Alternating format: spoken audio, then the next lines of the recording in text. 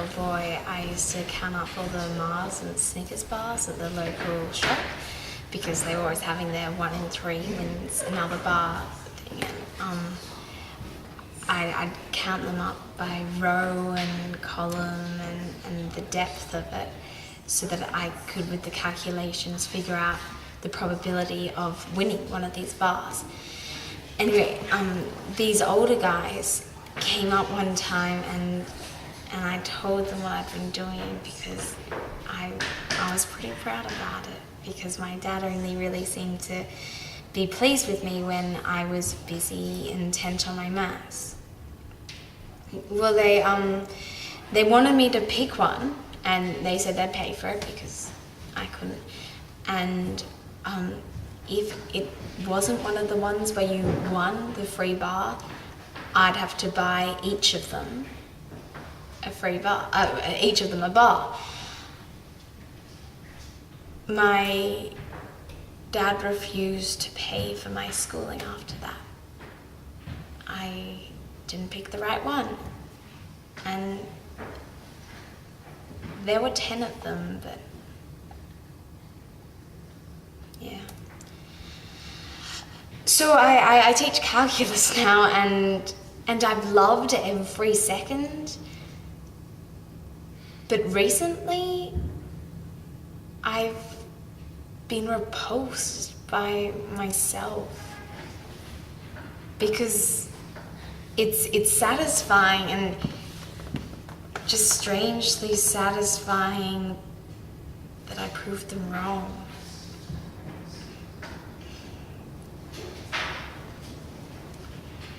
That makes me feel good.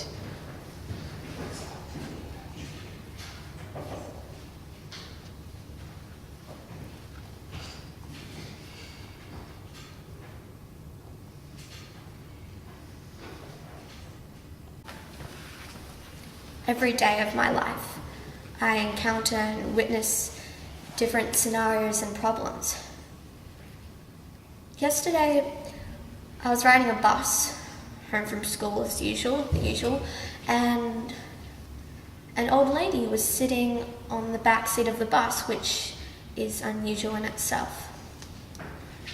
Anyway, 5 minutes before the bus reached my stop,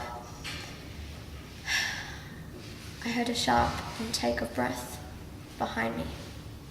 I assumed it was the old woman.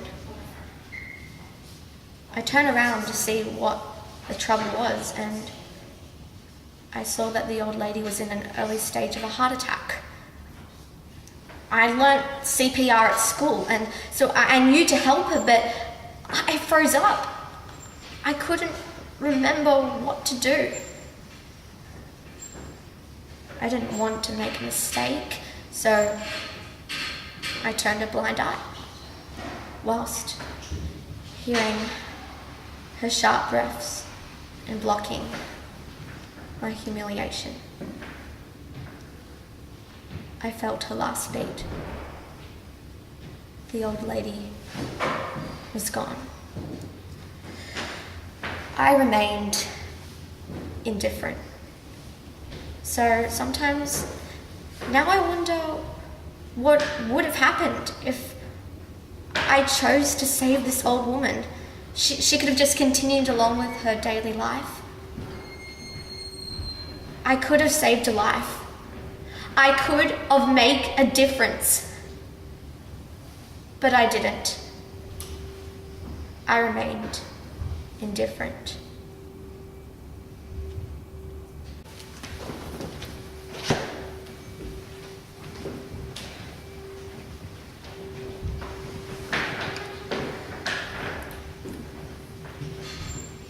I don't always believe in God.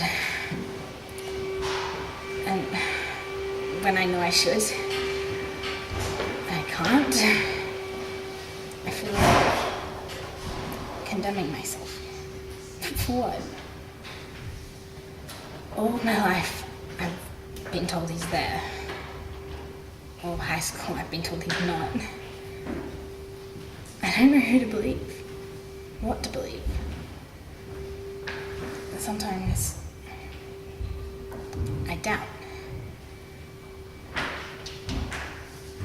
an ugly word, doubt. And it makes everything so hard.